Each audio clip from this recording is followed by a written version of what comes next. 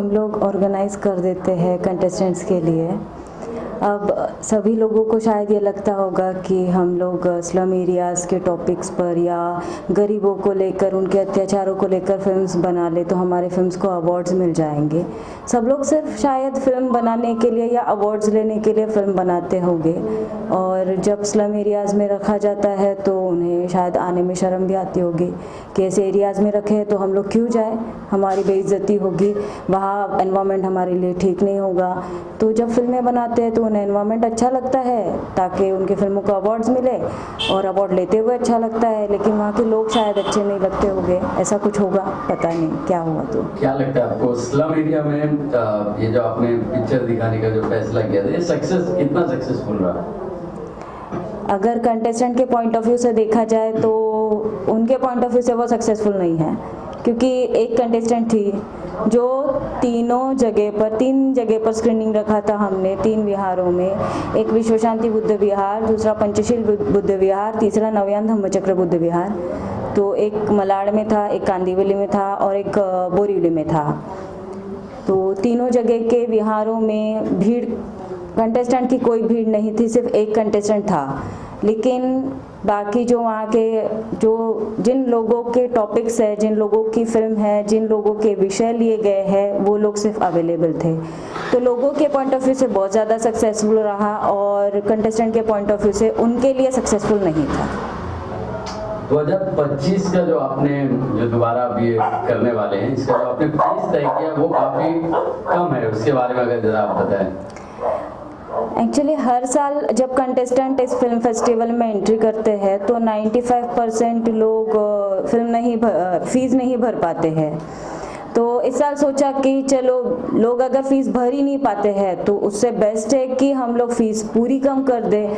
तो हमने जहाँ 1000 रुपये फ़ीस थी उसकी 200 रुपये कर दी, जहाँ फिल्म सेक्शन में 5000 रुपये फ़ीस थी उसकी 500 रुपये कर दी, ताकि लोग ज़्यादा से ज़्यादा एंट्रीज़ कर पाए। जहाँ फेस्टिवल्स में जो प्योरिटी नहीं रही है तो वो प्योरिटी के साथ अगर हम लोग ऑर्गेनाइज़ करें उसे, और उन्हें उनके लिए चार्जेस कम हो तो शायद उन्हें एक अच्छा प्लेटफॉर्म हम लोग उपलब्ध करा सके। तो इस कारण हमने इस जगह पर थोड़ा सा फीस स्ट्रक्चर कम कर दिया है।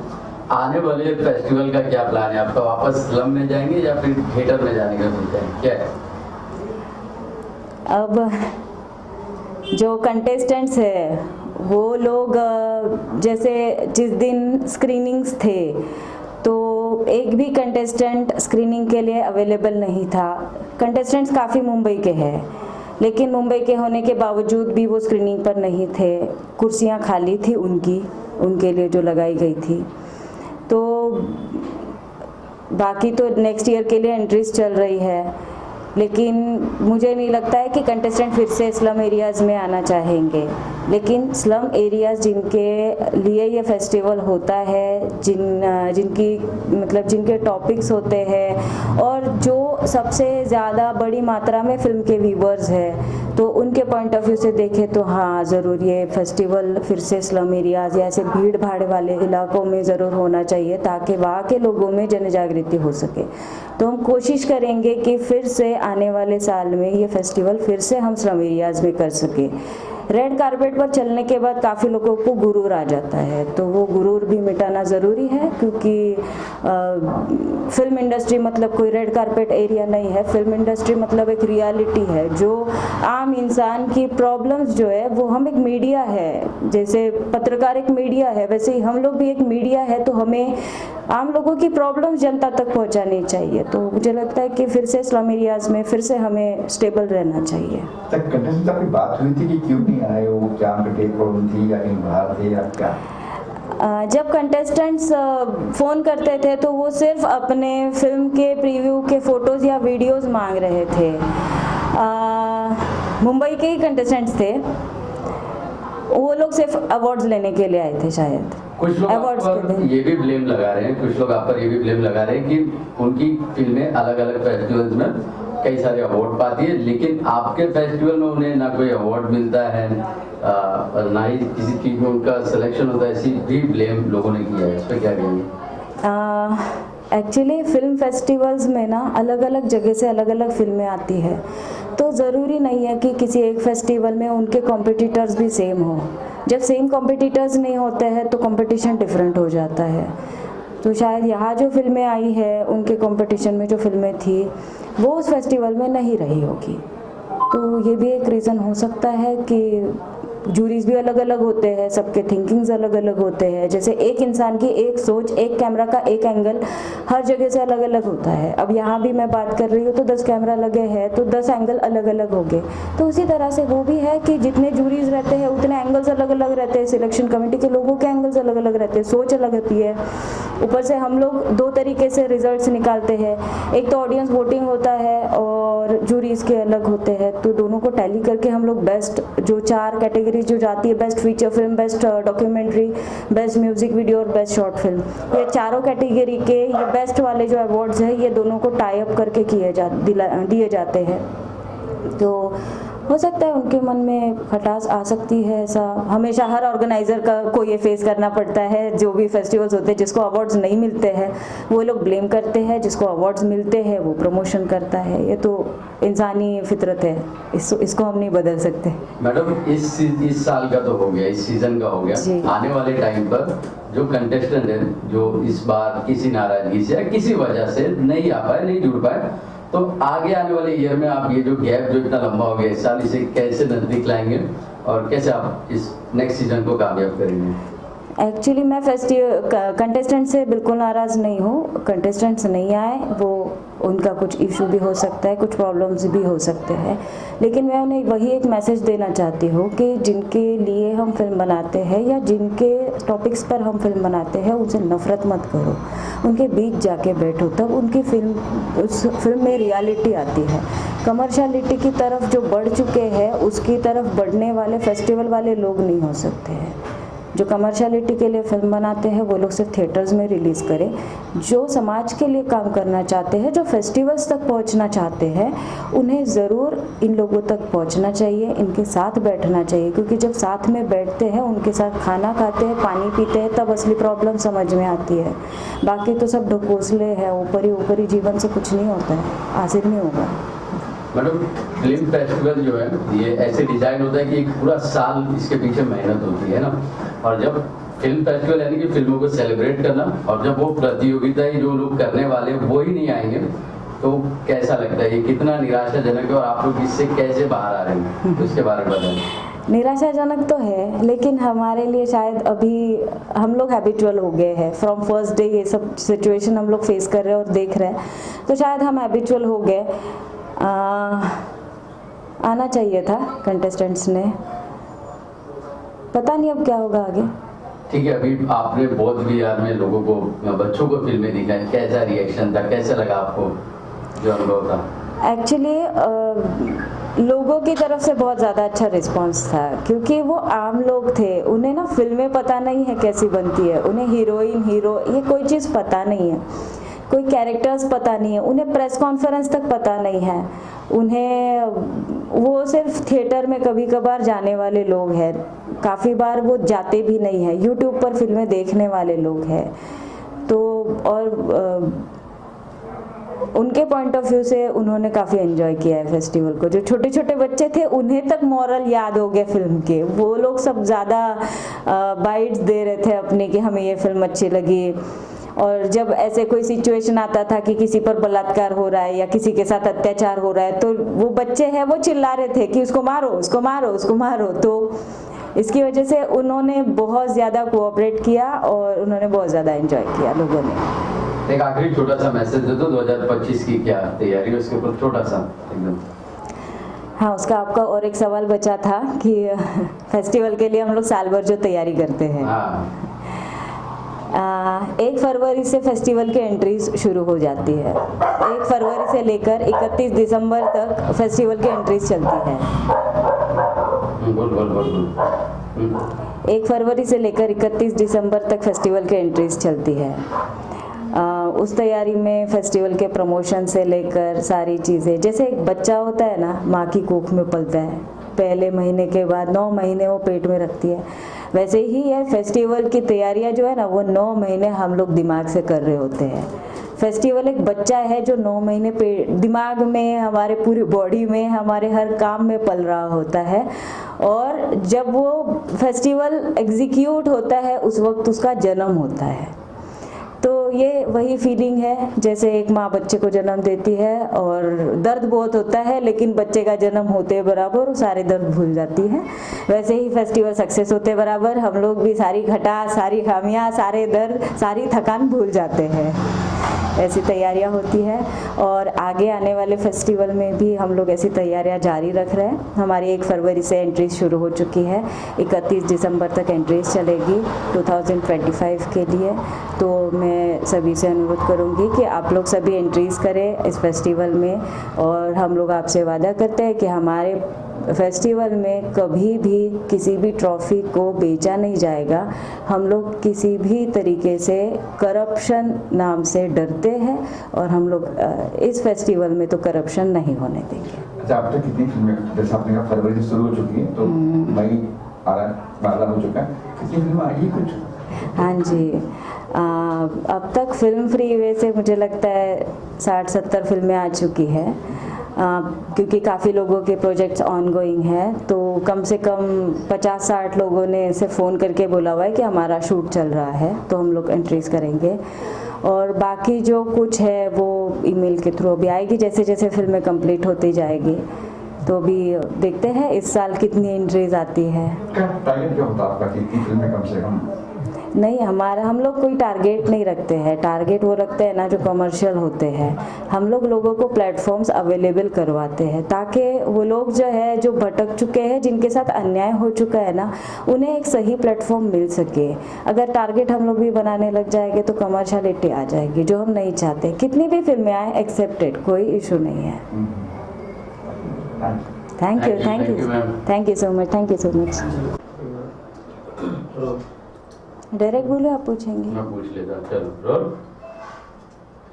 मैडम, जैसा आपने बताया कि फिल्में देखने लोग नहीं आ रहे थे, तो आप लोग ने कैसे प्रोजेक्टर को भी बाहर लगा दिया और किस तरीके से भीड़ जमा हुई, लोग अपने मन से बैठने लगे फिल्में देखने के लिए, उसके बारे में वो सीन जरा सा आप रिक्रिएट कर दीजिए हमारे कैमरा के सामने। एक्चुअली हम लोगों ने ना, दिन में क्या होता है ना, अंधेरा नहीं होता है, तो हम लोगों ने अंधेरा करने के लिए उसको अंदर लेकर गए थे। प्रोजेक्शन वगैरह सब अंदर चल रहा था, तो कंटेस्टेंट तो थे ही नहीं, उनसे तो कोई उम्मीद भी नहीं थी कि वो एक दिन नहीं आए, दूसरे दिन भी नहीं आए, तीसरे दिन का वेट कर रहे थे, दिन भर नहीं आए। तो हम लोगों ने 3 बजे, एक विहार में 3 बजे स्क्रीनिंग बंद कर दिया और 3 से 6 बजे तक ब्रेक ले लिया। तो ब्रेक लेने के बाद हमने डिसाइड कर लिया कि ये लास्ट डे है, तो हम एक काम करते हैं, स्क्रीन को उठाकर बाहर लेके चलते हैं। हम लोगों ने 3 घंटे का ब्रेक लिया, सब लोग अपना अपना काम निपटा कर 6 बजे वापस आए और हम लोगों ने 6 बजे स्क्रीन बाहर लगा दी। बाहर लगाकर कुर्सियाँ डालकर प्रॉपर बैठ गए। तो वहाँ से आने जाने वाले जो लोग थे, वो जैसे उनको दिख रहा था स्क्रीन, कोई पान ठेले पर बैठकर देख रहा था, कोई टपरी पर बैठकर देख रहा था, कोई झुक झुक के देख रहा था, जो रोज हमारी खिड़की के अंदर से झुक झुक के देखते थे कि क्या है यहाँ, क्या है यहाँ, क्या है यहाँ।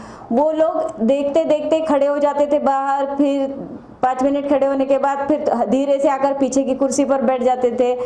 फिर कोई आता था, फिर देखता था, उसे दिखता था, फिर आकर बैठ जाता था। ऐसे करते करते उस दिन सारी कुर्सियाँ फुल हो गई थी।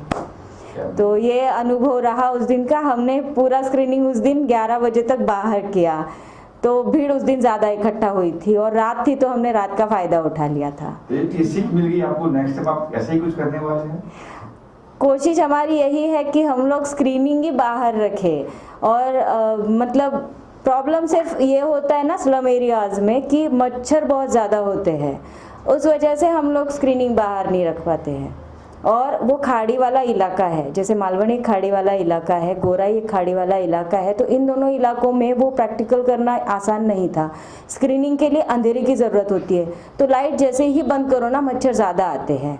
लाइट शुरू रखते तो मच्छर कम आते हैं। तो हम लोग कोशिश कर रहे हैं कि अगले बार इसके लिए कोई और उपाय हम लोग ढूंढ सके, ताकि लाइट भी रहे, मच्छर भी ना काटे और खुले आसमान में भी स्क्रीनिंग कर सके। जैसे क्योंकि फॉरेन वाली सुविधा इंडिया में नहीं है, इंडिया में मच्छर ज़्यादा है, जैसे स्लम ज़्यादा है ना, वैसे मच्छर भी ज़्यादा है, तो उस वजह से काफ़ी प्रॉब्लम्स होती है। तो हम कोशिश करते हैं कि अगले साल ये स्क्रीनिंग ओपन जगह पर हम लोग कर सकें। मैडम एक सवाल है, बहुत इम्पोर्टेंट है ना, फिल्म फेस्टिवल हुआ, बहुत बिहार में हुआ, काफ़ी आम खास माहौल था। तो युवा कैसे नहीं पहुँचे, लोग कैसे नहीं पहुँचे? क्या कहीं हम प्रमोशन के दौरान कहीं बैकफुट पे रह गए, पीछे रह गए, क्या वजह रही? क्योंकि आपको लगता है कि क्योंकि शाम के समय या बौद्ध बिहार में या एक ऐसे रेसिडेंशियल इलाके में, है ना, जो एक है लोगों के लिए केंद्र का जगह है बौद्ध विहार, जहाँ लोग आते जाते भी नजर पड़ ही जाती है, तो क्या रह गया? कहीं आपको लगता है कि इस साल हम कहीं पीछे रह गए? तो वो बहुत बड़ा की पॉइंट है, नेक्स्ट टाइम हम उसको अपग्रेड करेंगे और इसको हिट कराएंगे। एक्चुअली ना क्या होता है, इंसान की सोच ऐसी होती है कि शिवाजी महाराज, गाडगे महाराज, बाबा साहेब आम्बेडकर पैदा होने चाहिए, लेकिन मेरे घर में नहीं, बाजू वाले के घर में। तो युवाएं जो है ना, युवा बाहर निकलने चाहिए, लेकिन मेरे नहीं, बाजू वाले के। पहले शुरुआत अपने घर से होती है, अपने घर के बच्चों को बाहर निकालो। जब हमारे घर के बच्चे बाहर निकलते हैं ना, तो उन बच्चों को देखकर बाकी आम बच्चे, दूसरे बच्चे बाहर निकलते। लेकिन यह मेंटेलिटी किसी की वैसी नहीं है। सब लोग चाहते हैं कि बच्चे बाहर निकले, लेकिन दूसरों के, अपने नहीं। और युवाओं का ऐसा है कि उन्हें तो शोर शराबा पसंद है, जयंती के टाइम पे बाहर निकलते हैं, जयंती के टाइम पे सब खुले हो जाते हैं, छूट मिल जाती है सबको। जैसे मालवनी में 7-8 हज़ार लोग पब्लिक होती है जयंती में, लेकिन स्क्रीनिंग के टाइम पे 7-8 लोग भी नहीं होते हैं। तो जो अम्बेडकराइट बाहर दिखते हैं, जयंती के टाइम पे जो अम्बेडकराइट बन जाते हैं, वो लोग बाबा साहेब अम्बेडकर के फिल्म फेस्टिवल के टाइम पे सब दुम दबा के भाग जाते हैं। तो ये बहुत बड़ी, मतलब क्या बोलो भी इसे, मतलब बहुत पेनफुल सिचुएशन है हमारे लिए भी, कि हमारे लोग जो है, जो आम पब्लिक है, अब अम्बेडकराइट मतलब ज़रूरी नहीं है कि वो भी इसी समाज से आता हो। अम्बेडकराइट एक विचारधारा है, वो विचारधारा से जुड़े हुए कोई भी लोग हो सकते हैं। तो उन लोगों में से कोई भी सिर्फ हमेशा जयंती में बाहर दिखता है, 6 दिसंबर और 14 अप्रैल को बाबा साहब याद आते हैं, और बाकी टाइम पे बाबा साहब खो जाते हैं कहीं। तो ये पेनफुल सिचुएशन है ही। तो इसके लिए पेरेंट्स ने ज़्यादा काम करना चाहिए इसके ऊपर, बाकी किसी का कोई जोर नहीं चलता है, क्योंकि पेरेंट्स ही होते हैं जो अपने बच्चों को आगे लाते हैं, पेरेंट्स ही होते हैं जो अपने बच्चों को घर पे बिठाते हैं। तो इसके लिए जिम्मेदार पूरी तरह से पेरेंट्स है।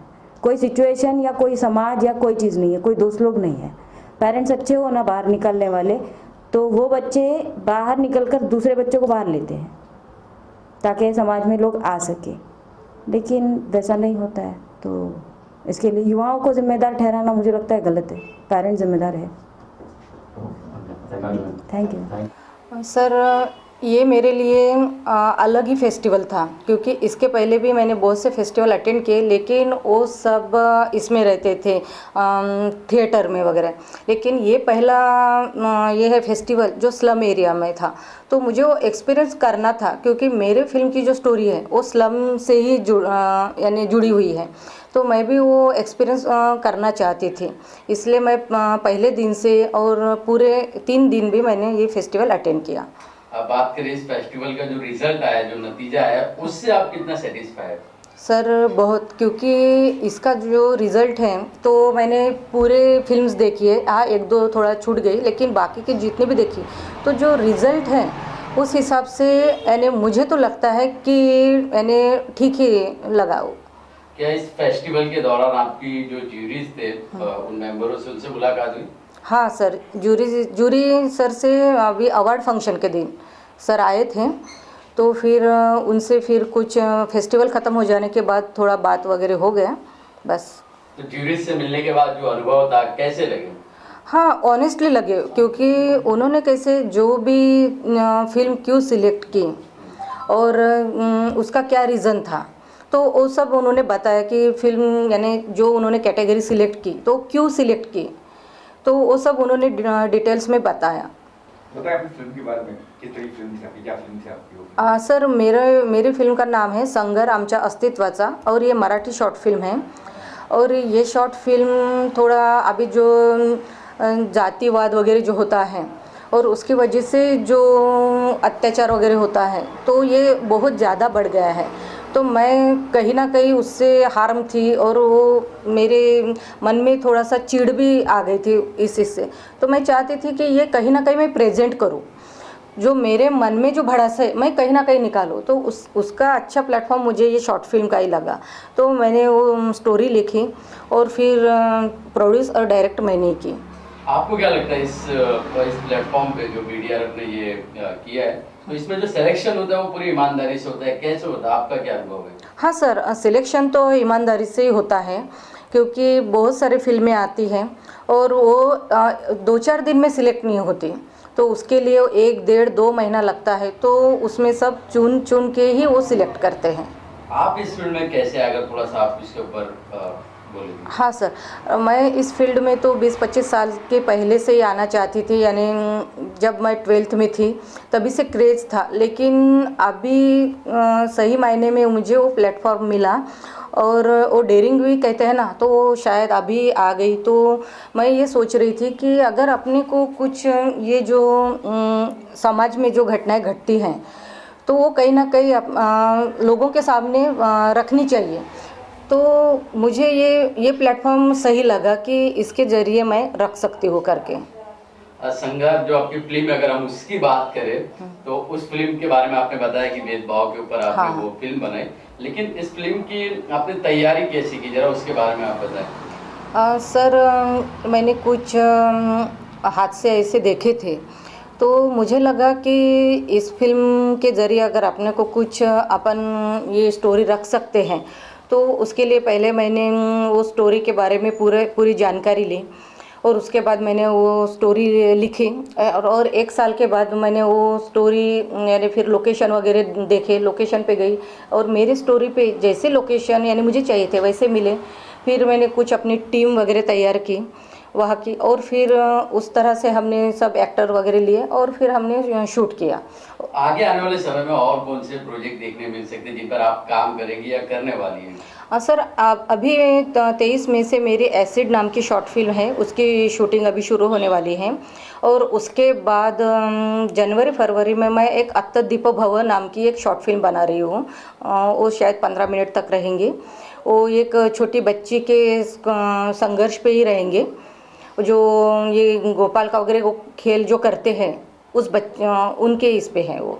आगे दोबारा आप नेक्स्ट ईयर इस फिल्म में इस समारोह में आप वापस एंट्री लेंगे, दोबारा आएंगे? हाँ सर, बिल्कुल, क्योंकि इस फेस्टिवल का जो मैंने ये देखा ऑनेस्टी कि जो बहुत कम अभी रेयर हो गया है, जो भी बाकी के जो फेस्टिवल होते हैं तो वह बहुत कम देखने को मिलता है, और जो ऑर्गेनाइज़र वगैरह होते हैं उनका पार्टिसिपेट, उनके साथ बर्ताव, बिहेवियर, और यहाँ मुझे एक अपनापन लगा कि एक रिस्पेक्ट मिला, एक पार्टिसिपेट को जो मिलना चाहिए रिस्पेक्ट मिला, अपनापन मिला, और ख़ास करके लेडीज़ जो पार्टिसिपेट होते हैं जो बाहर से आते हैं, वैसे मैं नागपुर से आई हूँ, तो जो एक प्रोटेक्शन रहता है मिलना चाहिए, तो वो मुझे यहाँ मिला, क्योंकि मैं हमने रहने की अरेंजमेंट की, खाने पीने की अरेंजमेंट की, मोस्टली ये किसी भी ऑर्गेनाइज़र कोई करते नहीं है, तो ये थोड़ा सा डर रहता हम जैसे बाहर से आने वाले लोगों को कि हम कहाँ रहेंगे, नया रहता सब कुछ हमारे लिए, लेकिन यहाँ वो नहीं है, तो वो एक डर नहीं रहता, तो इसकी वजह से हम फ्रैंकली वो फेस्टिवल पूरा अटेंड कर सकते हैं और एंजॉय भी करते हैं। और जो यहाँ फिल्में जो आती है उसका सिलेक्शन बहुत अच्छा होता है, तो उससे हमको कुछ सीखने को मिलता है, तो आगे के प्रोजेक्ट के लिए हमें वो काम भी आता है, तो इसलिए मैं ये इस फेस्टिवल को तो हमेशा मैं पार्टिसिपेट करते रहूँगी। एक आखिरी सवाल, जैसी फिल्में आप बनाती है तो आपको क्या लगता है सोसाइटी में उसका क्या इम्पैक्ट पड़ रहा है, और क्या आप जैसे लोगों को और उठ के आना चाहिए, इस तरह की फिल्में बनानी चाहिए, और जिस तरह से पिक्चर दिखाई गई, आगे आने वाले जो समाज में जो बच्चे आने वाले हैं उनको क्या मैसेज जाएगा, थोड़ा सा अगर इस पे आप एक बार नजर डालें? सर, मुझे तो लगता है कि युवा पीढ़ी ने आना चाहिए इसमें, क्योंकि यही एक प्लेटफॉर्म है जो लोग ज़्यादा से ज़्यादा अट्रैक्ट होते हैं। तो अगर आपको लोगों के सामने कुछ सब्जेक्ट रखने हैं तो ये प्लेटफॉर्म बहुत अच्छा है, और ख़ास करके लेडीज़ ने आना चाहिए, क्योंकि इस फील्ड में लेडीज़ बहुत कम हैं, तो लेडीज़ डायरेक्टर तो बहुत ही कम है, प्रोड्यूसर भी बहुत कम है, एक्ट्रेस वगैरह तो है, लेकिन प्रोड्यूस और डायरेक्टर, तो इस फील्ड में लेडीज़ लोगों ने भी आना चाहिए, और जो भी सब्जेक्ट है वो बिंदास अपने प्रेजेंट करने चाहिए, क्योंकि ये बोलते हैं ना कि फिल्म एक समाज का आईना होता है, तो ये आईना दिखाना बहुत ज़रूरी है, क्योंकि अन्याय अत्याचार बड़ा है और बाकी की चीज़ें भी बहुत बड़ी है। तो हो सकता है हमारी फिल्में देख के अगर कुछ 5% भी लोगों में कुछ बदलाव आ जाए या कुछ सीख मिले तो ये हमारे लिए अच्छी बात है। जैसे मेरी संगर फिल्म में जो मैंने दिखाया है कि औरत सिर्फ अन्याय नहीं सहन नहीं कर सकती, अगर उसको मौका मिला तो उसकी वो प्रतिकार भी कर सकती है। और मेरे फिल्म में जो सरी नाम की कैरेक्टर है तो वही खुद में हीरो है, उसको किसी हीरो की ज़रूरत नहीं पड़ी। उसके ऊपर जो अन्याय हुआ, उसके बेटी के ऊपर अन्याय हुआ तो उसी ने प्रतिकार किया। उसको जब वक्त मिला, यानी उसको जब मौका मिला तो उसने प्रतिकार लिया। तो मैं यही मैसेज देना चाहती हूँ कि आप अगर आप पे अन्याय अत्याचार होता है तो आप आत्महत्या वगैरह जैसे करते हैं तो ना करें, और इसके लिए आप प्रतिकार भी करें, अपने आप में डेयरिंग लाए हो। और अगर जब तक आप डेयरिंग नहीं करोगे तो अन्याय अत्याचार कम नहीं होगा। तो यही मैसेज मैंने दिया है स्पेशली लड़कियों को, जो छोटी बच्चियां वगैरह होती है उनको, कि आप अगर कुछ अन्याय अत्याचार होता है तो उससे लड़ने की ताकत पैदा करो। तो सर, और मुझे लगता है कि जो भी देखने के लिए आए थे, मैं अभी एक बुद्ध विहार में गई थी, वहाँ छोटे बच्चे वगैरह थे, लड़कियाँ थी, तो मैं उनके बीच में बैठ के मैंने फिल्म देखी। तो जब उनकी प्रतिक्रिया थी तो उन्होंने यही बताया कि हमको ये फिल्म देख के अच्छा लगा और हमको ये बात एक सीखने को मिली कि अगर अपने ऊपर अन्याय अत्याचार होता है तो वो सहन नहीं करना है, उसका प्रतिकार करने की ताकत लानी है, हिम्मत लानी है। तो कम से कम चलो उन बच्चों में तो डेयरिंग आ गई, यानी समझ आ गई, तो शायद मुझे लगता है कि मेरी फिल्म वही सफल हो गई। अवार्ड तो बाद में मिलते हैं, लेकिन ये जो अपने प्रेक्षक होते, दर्शक होते, ये पहला अवार्ड देते हैं अपने को। तो मुझे तो 3 दिन में, यानी जिस इसमें बिहार में ये थे, तो जो लोगों ने मेरी फिल्म के बारे में बताया, मुझे तो वही अवार्ड मिला था पहले ही 3 दिन, यानी कल के पहले ही मुझे अवार्ड मिल चुका था। तो ये तो, और ये मिला तो इसकी वजह से तो और ज़्यादा हौसला बढ़ गया, ताकि मैं और अच्छी फिल्में बनाऊँ, अच्छी स्टोरियाँ सामने लाऊँ, ताकि कुछ सीख दे पाऊँ, और वही मेरे लिए बहुत बड़ा अवार्ड होगा। आमच्या इथं पहिल्यांदाच हे फिल्म फेस्टिवल चालू झाले आणि 3 दिवस होते, 9, 10, 11, लास्टचा 12 तारखेचा पण समारोप आमच्या इथंच झाला। आणि त्या दिवशी चांगलं म्हणजे बरं वाटलं, त्याच्यात हिंदी, मराठी, तेलुगू बऱ्याचशा अशा लँग्वेजमध्ये पिक्चर वगैरे दाखवण्यात आले आणि सामाजिक गोष्टीवर म्हणजे अत्याचार कसा होतो आणि एखाद्या आपलं संघर्ष पिक्चर आहे, पुन्हा नंतर ते दुसरा एक मुझे स्कूल नहीं जाना, पुन्हा अजून तमिळमध्ये पण आहेत, ते आपल्याला नाव येत नाहीत मला घेता येईल, पण बरेचसे जाणे, पुन्हा ते एक मसन जोगटवरचा त्यांच्यावरचा एक पिक्चर आहे। अशा बऱ्याचशा गोष्टी त्या दाखवल्यात, तर की अन्याय अत्याचार ह्या गोष्टी अजून आपल्या 21व्या शतकामध्ये चालूच आहेत, त्या होऊ नयेत आणि ह्यांच्या थ्रू हे छोटे छोटे फिल्म येतात करतात, तर ह्यांना सपोर्ट व्हावा चांगल्या प्रकारे, एवढंच बोलते। आणि आमच्या विहारात बऱ्यापैकी चांगलं झालं तो कार्यक्रम वगैरे 3-4 दिवस। म्हणजे पिक्चर छान होते सगळे, पण लोक नाही आले ते थोडंसं वाईट वाटतं। पण आम्ही 3 जणीच होतो, 3 आणि भाऊ, आम्ही 3-4 बघायचे दिवसभर, सगळे छान आले नाहीत लोक, आता काय करणार त्यांना तरी, पण त्यांच्यामुळं आम्हाला बघायला मिळालं, चांगला अनुभव आला काय ते। आणि पहिली वेळेस असं बसतो आम्ही, छान वाटलं, पण पुढच्या वेळेस पण व्हावं असं म्हणजे आम्हाला वाटतं। बघू, आम्ही प्रयत्न करू, पुढच्या वेळेस त्यांची मदत करू। आजचं पण ते झालं असतं, छान झालं असतं, पण काय करणार, आता नाही झालं काहीतरी, आता येत नाहीत लोक, त्यांना आपण जबरदस्तीने आणू शकत ना। आम्ही केलं प्रयत्न, लोकांना या फोन केले सगळं, पण नाही आले लोक, काय करणार, आता आम्ही आलो, आमचं नशीब। बहुतेक ही गोष्ट आहे ना, ही पहिल्यांदाच होते, कम से कम आता माझाच अनुभव सांगते, मलाही माहीत नव्हतं या अशा गोष्टी, पिक्चर बनवणं काय असतं, या असे हे कॅमेरेमन वगैरे या म्हणा, ह्या गोष्टी पिक्चर दाखवून त्याच्या पुढं आपल्यावर काही इफेक्ट होईल वगैरे अशा काही गोष्टी माहितीच नाही। आणि बघितल्याच्या नंतर तो जरा बरा पण वाटलं आणि सपोर्ट करावा, ह्या गोष्टीला आपण चांगल्या प्रकारे साथ द्यावी हे पण वाटलं त्या निमित्ताने। आणि बहुतेक असंच असावं म्हणून ते प्रतिसाद जसा असावा तसा भेटला नसावा, बाकीच्या लोकांमध्ये येणं कमी पडलं। इस फेस्टिवल में ऐसी फिल्में दिखाई गई जो समाज में सुधार का काम करती है। आप लोगों ने फिल्में देखी तो आपको लगता है कि ये फिल्में कहीं ना कहीं एक अच्छा असर छोड़ेगी। तो आगे आने वाले समय में क्या बौद्ध जो बिहार है, बौद्ध बिहार, ये इस तरह की फिल्मों को या इस तरह के फेस्टिवल्स को एक फाइनेंशियल सपोर्ट करेगा? क्योंकि हमने देखा है कि पहले भी कैसे दम्मादान जो कलेक्शन आता है उसके जरिए से किसी जरिए से कैसे इसे सपोर्ट किया जाए ताकि लोगों में समाज सुधार इस फिल्म के जरिए दिखाया जाए, बच्चों को दिखाया जाए, समाज कल्याण का काम हो, क्या कहेंगे? आपल्याला बुद्ध धर्मामध्ये ना असं आहे, दानाला खूप महत्त्व दिलेलं आहे बुद्ध धर्मामध्ये. आणि तुम्ही बुद्ध आणि बाबासाहेबांच्या नावावर तुम्ही कुठलेही कार्यक्रम म्हणा, कुठलीही गोष्ट करायला गेलात ना, सहकुशीने माणूस सहकार्य करतं. मग ते दानाचं असो, श्रमाचं असो, प्रत्येक गोष्टीने करतं माणूस. आणि थोड्यापैकी झाली पण आमच्या परीने तिथं थोडी बहुत. और नेक्स्ट ईयर कैसा रहेगा? आप लोग क्या अभी से क्या बोलना चाहेंगे, कैसे करने वाले, कितना सहयोग मैडम, कितना सहयोग देने वाले हैं? आता आम्हाला इथून मागं आम्हाला माहितीच नव्हतं.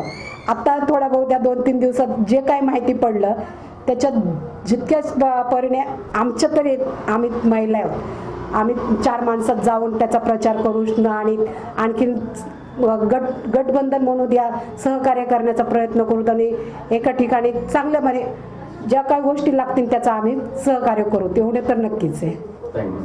हम तो ऐसा कहेंगे कि ये जो आपने जो प्रयोग किया है इसके लिए हमें बहुत अच्छा लगा और हम ऐसा चाहते हैं कि ये फिल्में जो होती है वो समाज का आईना होती है, बराबर है.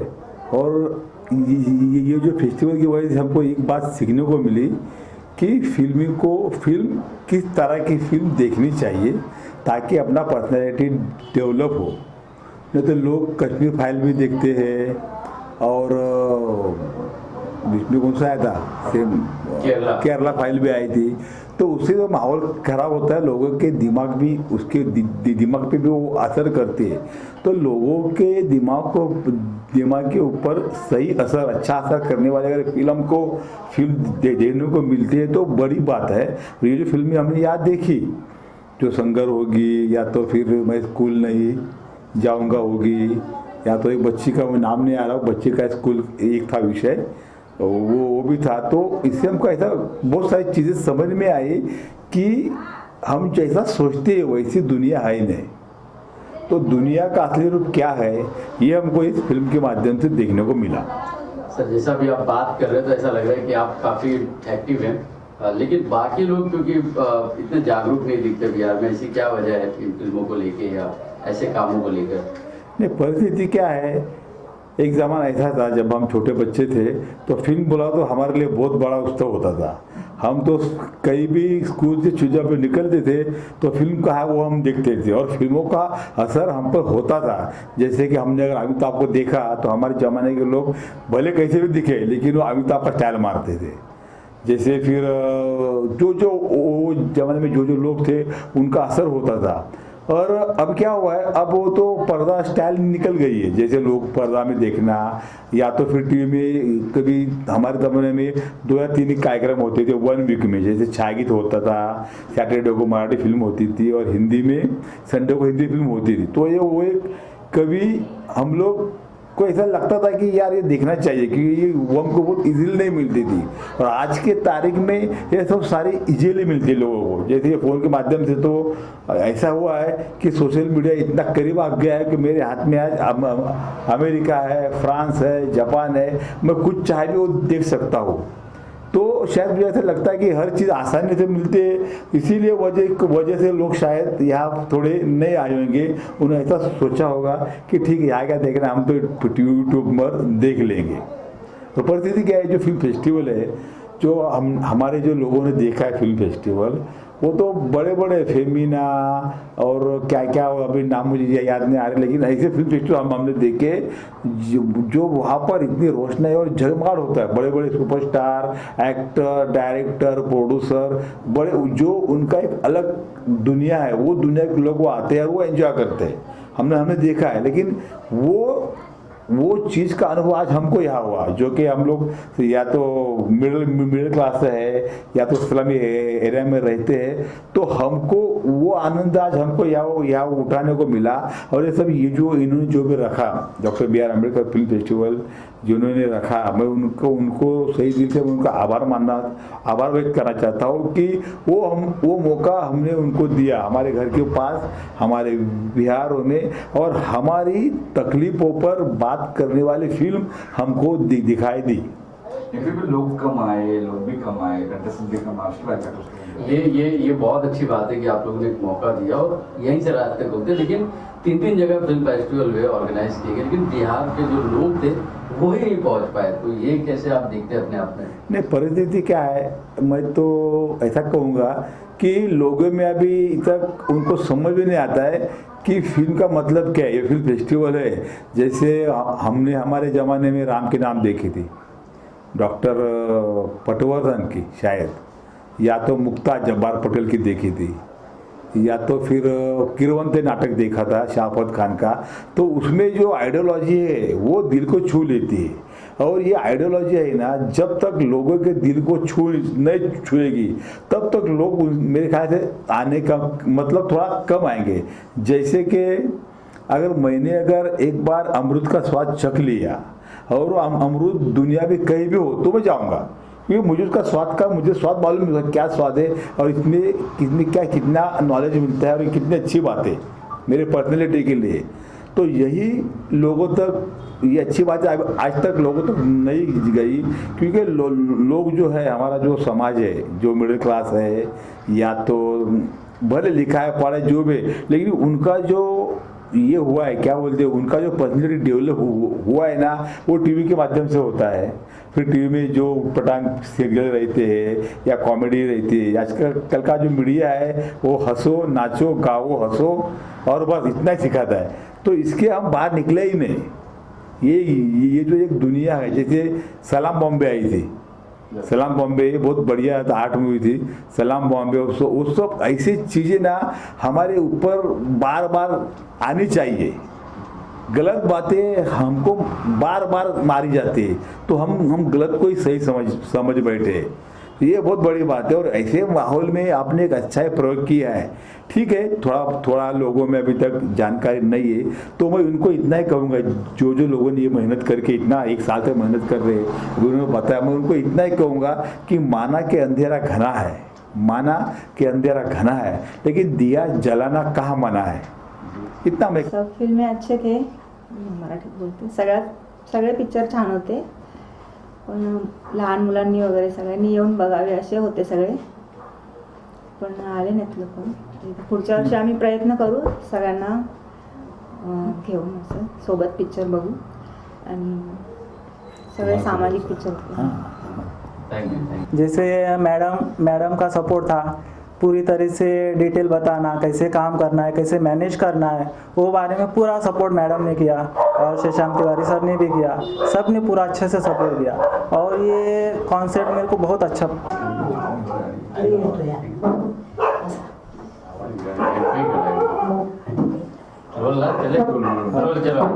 कंटिन्यू करो, डिनोजर में निकल जाएगा। चलो अनिल, आप बता रहे थे कि कैसे आपने पहली बार आपका ये अनुभव था, तो आप अनुभव के बारे में बता रहे थे तैयारी के। हाँ, ये मेरे लिए फेस्टिवल फर्स्ट टाइम है, ये फेस्टिवल में फर्स्ट टाइम काम कर रहा हूँ। तो Baba Saheb B.R. Ambedkar international film festival, और इनका कॉन्सेप्ट जो था स्लम एरिया में सब कुछ करना, ऑर्गेनाइज सब कुछ फेस्टिवल के बारे में क्या होता है, और हम स्लम में रहते तो कुछ आइडिया नहीं है फेस्टिवल क्या होता है। ये तो सिर्फ थिएटर में और बड़े बड़े थिएटर में ये सब कुछ होता है, तो कुछ आइडिया नहीं था। और थिएटर में सिर्फ पिक्चर दिखाई जाती है, इतना ही मालूम है, और थिएटर में जो भी पिक्चरें देखते हैं, बॉलीवुड हॉलीवुड जो भी पिक्चरें होती है, लेकिन ये फेस्टिवल में क्या होता है, कौन सी फिल्म होती है, कैसी कैसी फिल्म होती है, ये कुछ आइडिया नहीं था।